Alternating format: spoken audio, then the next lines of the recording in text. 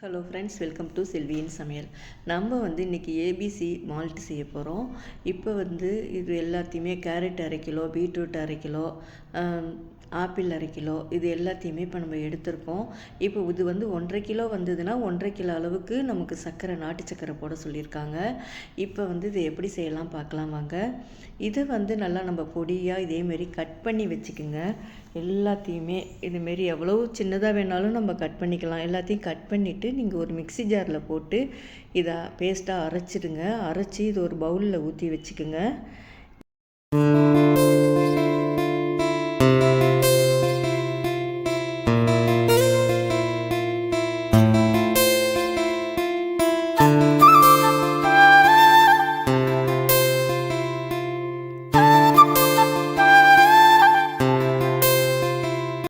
Next பார்த்திங்கன்னா பாதாம், முந்திரி, பிஸ்தா இது எல்லாத்தையுமே சம அளவு எடுத்துக்குங்க. எடுத்துக்கிட்டு இது எல்லாத்தையும் ஒரு கடாயில் போட்டு நல்லா ட்ரையாக வறுத்துக்குங்க.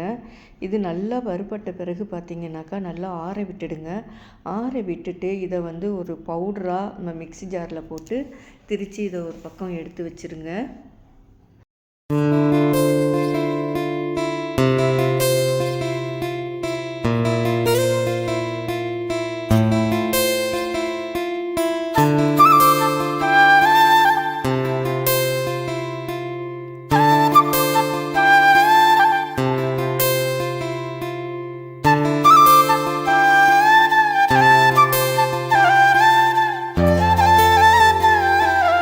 இது கூடவே கொஞ்சம் ஏலக்காயும் போட்டுக்குங்க. அடுத்தது ஒரு கடாய் வச்சுக்குங்க. ஒரு கடாய் வச்சுட்டு நம்ம அரைச்ச அந்த பேஸ்ட்டை இப்போ அந்த கடாயில் போட்டுருங்க. இரும்பு கடாயாக இருந்ததுன்னா பெஸ்ட்டு. இதுக்கு இப்போ அரைச்ச அந்த பேஸ்ட்டை இந்த கடாயில் போட்டுட்டு இதுக்கு நாட்டு சக்கரை பார்த்திங்கனாக்கா இப்போ அது 1.5 கிலோனா அதே அளவுக்கு 1.5 கிலோ சொல்லியிருக்காங்க. ஆனால் நான் கொஞ்சம் 1.25 கிலோ கிட்ட தான் பக்கம்தான் நான் போட்டேன். இப்போ இது எல்லாத்தையுமே போட்டு நல்லா மிக்ஸ் பண்ணிக்கிங்க. எல்லாத்தையும் நல்லா மிக்ஸ் பண்ணிவிட்டு ஒரு மூடியை போட்டு மூடி வச்சுருங்க. இப்போ மூடி போடலைன்னா நம்ம மேலையெல்லாம் ரொம்ப தெறிக்குது, அப்படியே நம்ம கையிலையும் படுது. அதனால கொஞ்சம் பொறுமையாக தான் சிம்லேயே வச்சு எல்லாமே செய்ய வேண்டியதாக இருக்குது. சிம்லேயே வச்சு செய்யுங்க. அதே மாதிரி பார்த்திங்கனாக்கா கொஞ்சம் எடுத்து எடுத்து விட்டு கொஞ்சம் கிளறி கொடுத்துக்கிட்டே இருங்க.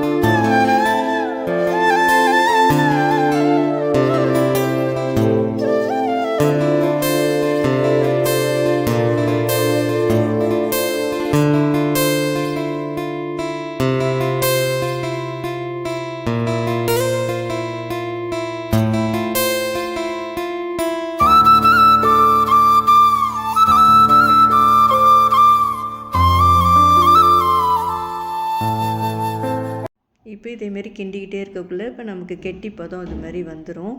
வந்த பிறகு இப்போ முந்திரி, பாதாம், பிஸ்தா இப்போ நம்ம பொடிச்சு வச்சுருக்கோம்ல, இப்போ அதை இப்போ நம்ம போட்டு இதில் அப்படியே நல்லா கிளறி கொடுத்துக்கிட்டே இருங்க. கொஞ்சம் சிம்மிலே வச்சு கை விடாமல் கிளறிக்கிட்டே இருங்க. கிளறிக்கிட்டே இருக்கக்குள்ளே கொஞ்சம் நல்லா கெட்டி பதமாக வரும். கெட்டி பதம் வரக்குள்ளார மறுபடியும் அடுப்பை ஆஃப் பண்ணிவிட்டு நம்ம ஃபேனுக்கு நேராக வச்சு நல்லா கிண்ட வேண்டியதாக இருக்குது. இது கிண்டி முடிக்கிறங்காட்டியும் நமக்கு கை தான் வலி கொடுக்குது. ஆனாலும் பரவாயில்ல, நல்லா அப்படியே கிண்டிக்கிட்டே இருக்கக்குள்ளார பார்த்திங்கனாக்கா அப்புறம் நல்லா ஒரு பிளேட்டில் இப்போ இதை நான் அந்த சட்டியிலே வச்சு நம்ம கிண்டிக்கிட்டே இருந்தாலும் அது நல்லா குட்டி குட்டியாக சர்க்கரை பாகு மாரி வந்துடுது. அப்படி இல்லைனாலும் ஒரு பிளேட்டில் நான் கொட்டிட்டேன். கொட்டின பிறகு நல்லா ஆற விட்ட பிறகு பார்த்திங்கனாக்கா நமக்கு அப்படியே சர்க்கரை பாகு மாரி அப்படியே வந்துடுது. அது அப்புறமா நல்லா நம்ம கையாலேயே நல்லா கொஞ்சம் உடச்சி விட்டு அப்படி எடுத்துட்டு அப்புறம் மிக்ஸி ஜாரில் போட்டு நல்லா அதை பொடிச்சோம்னா நமக்கு பவுட்ரு மாரி நமக்கு வந்துடுது.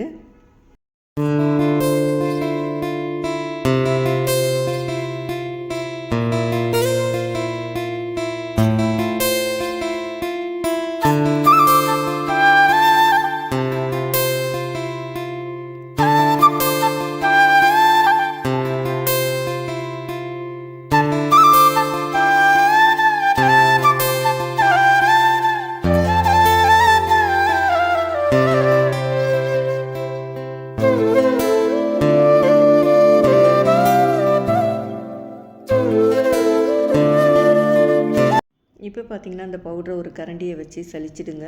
சலிச்சிட்ட பிறகு பார்த்திங்கனாக்கா நமக்கு சூப்பரான ஏபிசி மால்ட்டு நமக்கு ரெடி ஆகிடுது. இதுமாரி நைஸாக நல்ல பவுடராக கிடச்சிருது. இதில் ஒவ்வொரு ஸ்பூன் பார்த்திங்கன்னா நம்ம டம்ளரில் போட்டுட்டு பாலை ஊற்றி கலக்கி நம்ம குடிச்சிட வேண்டியதான். இது உடம்புக்கு ரொம்ப ரொம்ப ஆரோக்கியம். இது வந்து பார்த்திங்கன்னா நமக்கு ரத்தம்லாம் நல்லா ஊறி வருது. முகமும் பார்த்திங்கனாக்கா நல்லா சைனிங் கொடுக்குது.